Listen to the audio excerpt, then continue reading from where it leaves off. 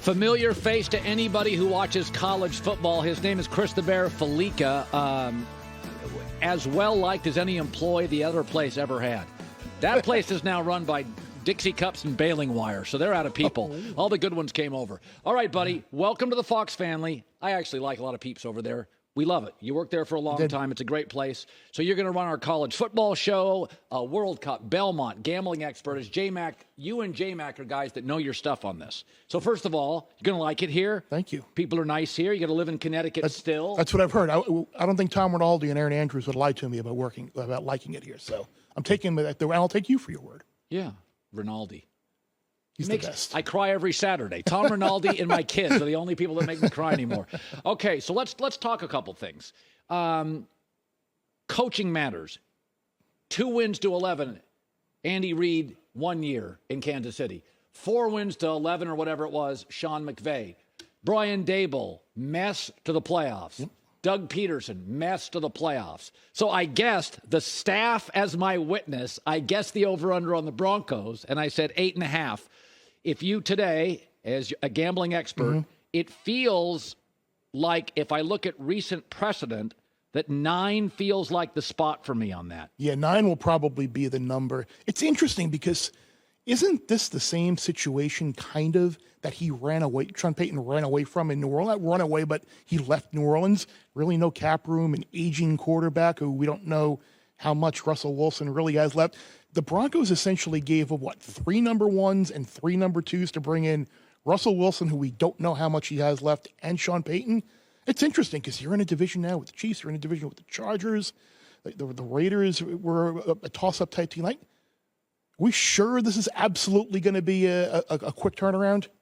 I feel it's going to work, Bear, but I don't know if it's going to work in the Mahomes class. Right. But I do feel it works.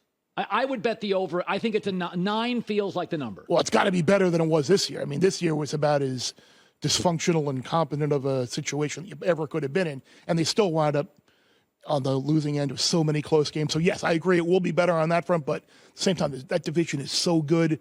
I don't think it's going to be going from whatever they were, this 4 and whatever to 11 or 12 right away, but there clearly will be a direction, and they'll be more organized than they were this past year. What did you make of the initial Super Bowl line and the action on it? I wasn't surprised because I think the initial move is predicated on the uncertainty of how Patrick Mahomes' ankle is going to come out of the game.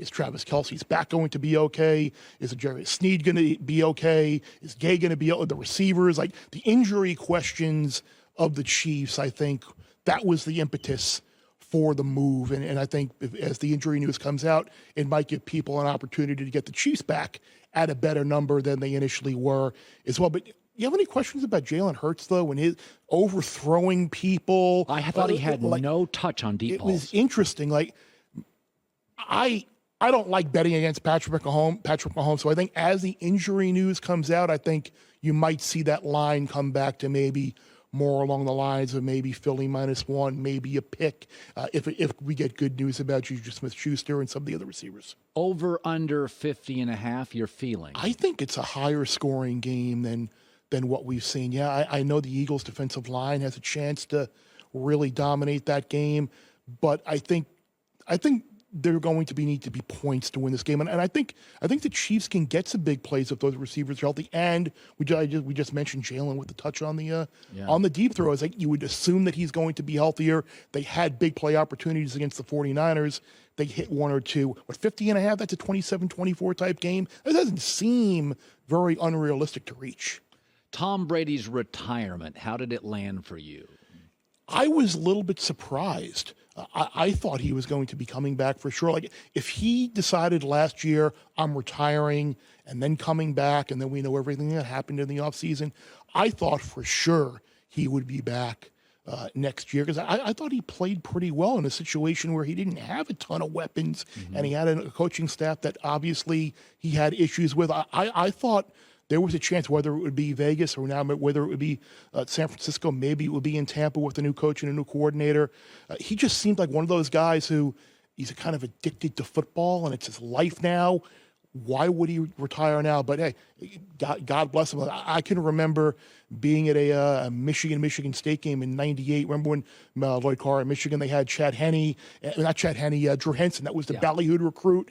And they kind of played quarterback roulette there and put Henson in the game and maybe some unopportune times. And I think it's funny how Tom Brady had that like slight back then, even though he was clearly the guy that I think Michigan should have gone with that year. But he had an unbelievable career, and he's clearly transcendent into the actual. He's bigger than sports, and I think he hope he has a wonderful future moving forward. Yeah, my prediction is, Tom, people who have almost an obsessive nature in any industry that retire usually give themselves 15 to 18 months to exhale. That's my prediction. I'm probably wrong. He will.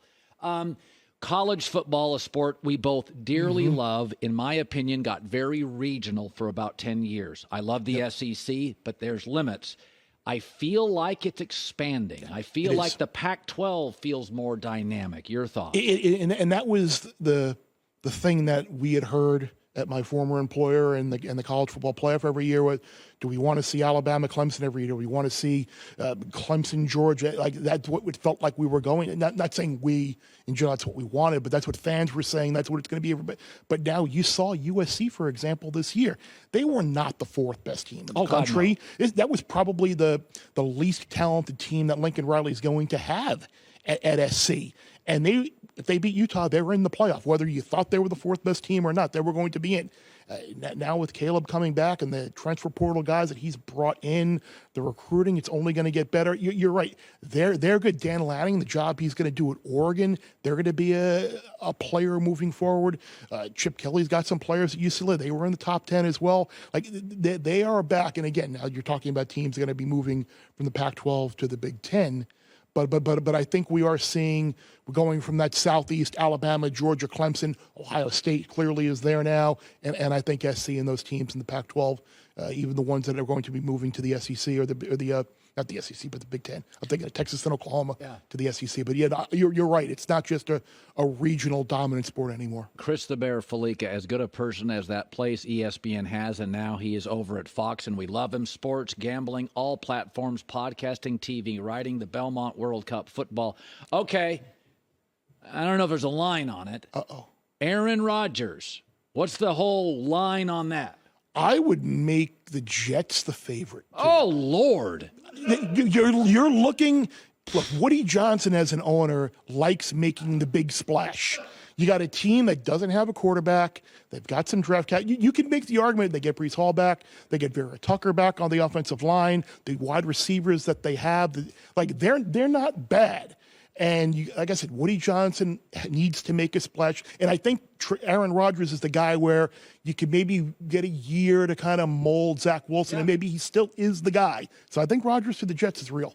The Bear is the best. Chris Fallica, part of the Fox family. Look at J-Mac's smile. Look at J-Mac. Hi, everybody. Thanks for watching. Subscribe here to get the latest from the show. Also, be sure to check out more of the best clips from The Herd or go watch a few segments from other shows on FS1.